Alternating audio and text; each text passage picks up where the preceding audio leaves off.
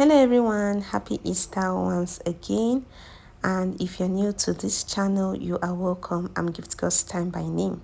So today's tutorial, I'm going to be teaching you how to achieve this Minnie Mouse puff sleeve. It is so cute on kids. Kindly stay tuned.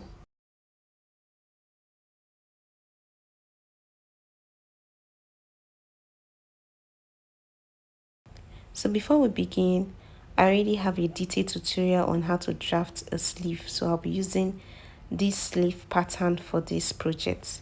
Now, that's point I'm indicating in the video, it's my cap sleeve. I added extra 1.5 inches to the length. That is how long I want it to be. So the initial point, the initial marking is to the cap sleeve. Next, I'm going to take the midpoint of the sleeve and I'm going to mark it all the way till I get to the top, as you can see me illustrating in the video. Next, because I'm going to be slashing and spreading, so I'm going to be marking 1 inch on both the left and the right parts. So that's what I'm doing. I'm just going to mark 3 points because I don't want the gathers to extend to the armpits region. I just want the pleats or gathers to be at the midpoint of the armhole. So that's why I'm not extending my slash and spread all the way till the end part of it. Just 3 points on both the front parts of the arm of the sleeve and the back parts of the sleeve.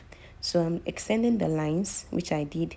Next, I'm going to be labeling them so that I don't get confused. So now this first part is the front. This part is the front.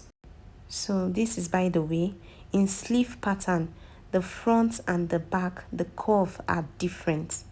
They are not the same to get your sleeve to fit perfectly. So what I did was to label them. I labeled them numerically, starting with 1, 2, 3.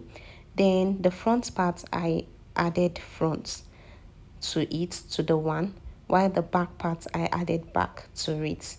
This will guide me to know both the front and that of the back by the time I'm through cutting the sleeve. So this is the first piece, which is the front part. So I'm going to place it on my fabric. My fabric is spread open. Now you'll be needing your pins to help you guide. I'll be using a spacing of 1 inch. So the 1 inch spacing is not a constant. You can use as much as 2 inches, 3 inches, 1.5 inches.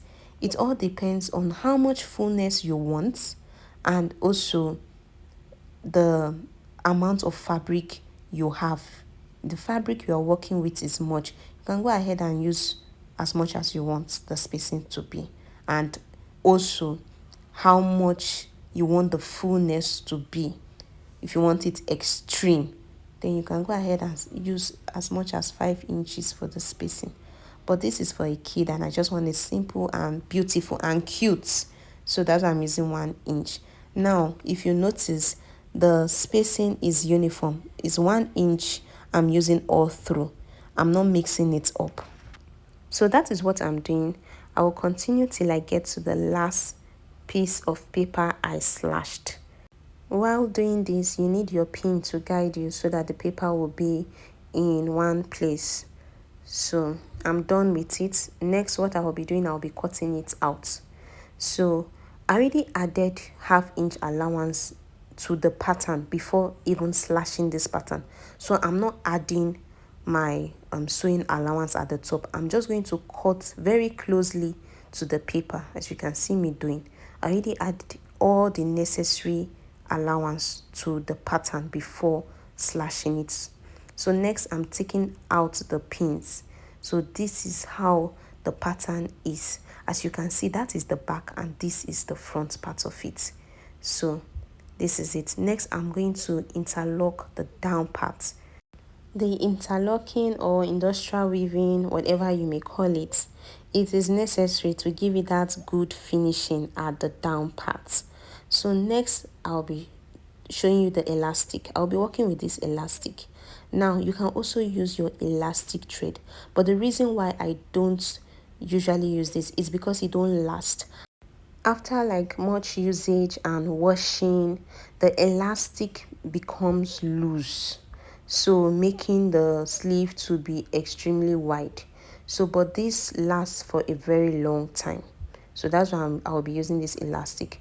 Now the all round is 8. I'm increasing it to 10 because 1 inch on both sides will be for my allowance that I kept initially. So that is why I cut 10 inches of elastic. Next, from that hem part, I'm going to be marking 1 inch upwards. So this 1 inch upwards, that is where I'll be sewing my elastic band on. Initially, we added extra 1.5 inches after the cap height. Now we've used less than half inch for the hemi part, and next we are sewing 1 inch below the cap height and above the hem part. As you can see me doing on the video, I'm stretching my elastic that I will be sewing on that 1 inch. You have to stretch your elastic. Now the reason why I added extra 1.5 inches for the cap height is because this sleeve is not supposed to be longer than your cap sleeve height, just a little bit longer than the normal cap sleeve, because it's supposed to rest on your biceps. It's not supposed to be longer than that, if not it's turning into a short sleeve. Now as I'm sewing at that 1 inch, I'm stretching the elastic. I have to stretch it till I get to the end of the other part of the sleeve. So that is what you are going to do while doing yours. You have to stretch it. The elastic will stretch and it will sew.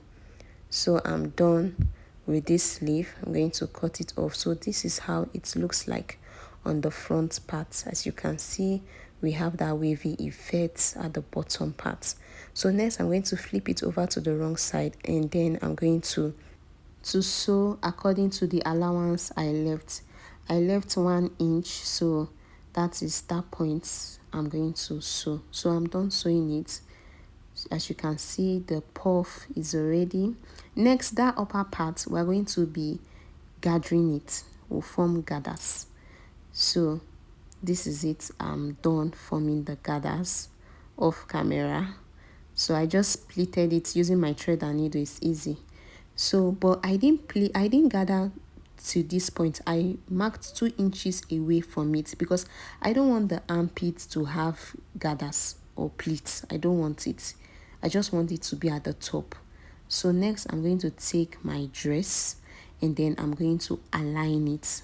So the side part of the dress, that is where the seam have to match together with the sleeve.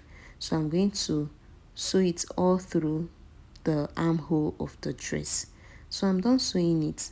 Now if you are making a dress of this format, I already have a detailed tutorial, and you are using mesh, you're going to see that the fabric is popping out at the end. So I'm going to teach you how to seal it up so that you have a perfect finishing. So when I was attaching my sleeve to the dress, I only attached the sleeve to the armhole of the dress. I did not include the lining. So as you can see, that is why the lining is free. So next what I will be doing, I will flip it over to the inner part, that is the lining. Then bring the armhole of the lining, the armpit region, that is the side seam. And then I'm going to bring the sleeve side seam as well, and then flip it over. The video explains it much better. And then I'm going to sew. So that is how to achieve this part first, to get a good finishing at this part, that is from the armpit all the way till you get to that point where the mesh is. So that is what I'm doing. So I'm going to pin it and flip it over. You are going to understand what I'm explaining. So this is it. You see, the seam is hidden. So next, what we are left with is this part that is exposed to the mesh. I'm going to be using a piece of fabric to pipe that region. So after piping, this is how it's going to turn out to be. That rough edge is hidden. So this is the outside and this is the inside part of it. So it's properly finished.